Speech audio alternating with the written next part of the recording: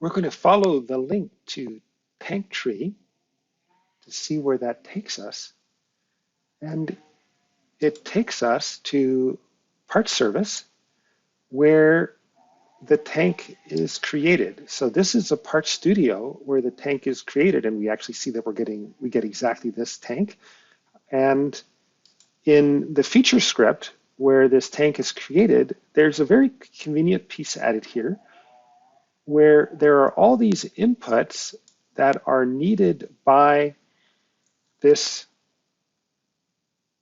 tank, and we can copy them and we can take them back to our tutorial and we can put them in right here. We can clean up our studio by hitting Format.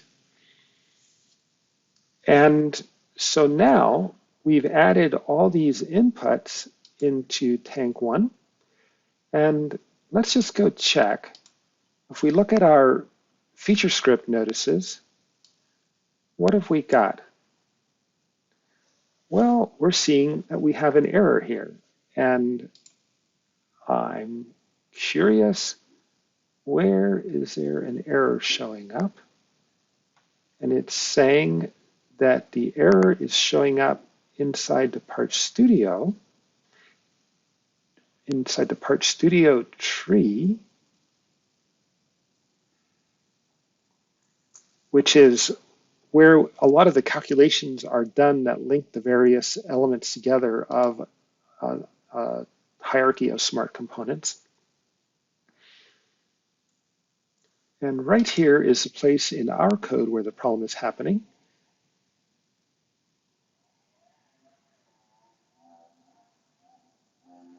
I have no idea.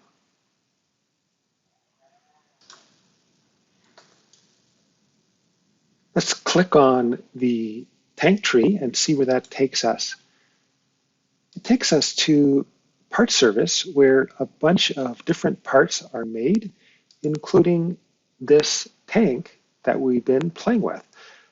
And this tank, the feature script that goes with it, has a nice set of inputs that it is available just for this purpose, for being able to copy them and pasting them into the inputs of our smart part tutorial.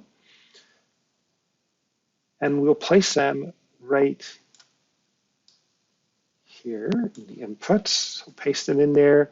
I'll clean up the Part Studio. So let's commit that.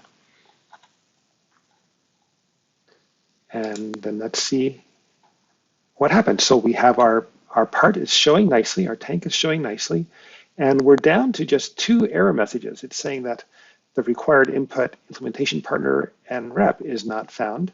And actually, let's go ahead and copy this now and put this up inside our overrides. And now we have no more error messages, no more inputs missing. Implementation partner, currently, if we look at this part and we look at a table of the bill of materials, we're going to see that there's some concrete walls, reinforced brick walls that are created using a generic part number. And if we change this to APP, it'll change it to Agua para Pueblo, and it'll redraw the tank with updated parts using Agua para Pueblo parts. Let's go see if we can figure out why this Agua para Pueblo is not being passed through to this tank. And if we look, we see that the input to the tank is generic. It's a constant, but we would like it to point to the input to the parent. Here's the input to the parent. So this input of generic is not being passed down to the child. There's just a new constant being given to the child.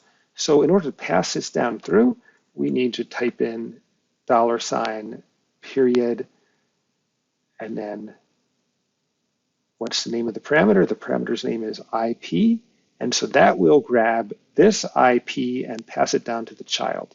So let's commit and see if that magic has happened, how we succeeded in passing the parameter APP down to the child, and look, the part numbers are now APP part numbers. So we just succeeded in taking an input that we brought in to our Part Studio through overrides, and we were able to pass it down to a child named Tank, and that child then used that to create the drawing. So we can do one more change. Let's turn this into Gram Vikas, and let's look at this. The price of this tank was $2,263. We're going to change this to Gram Vikas and update it.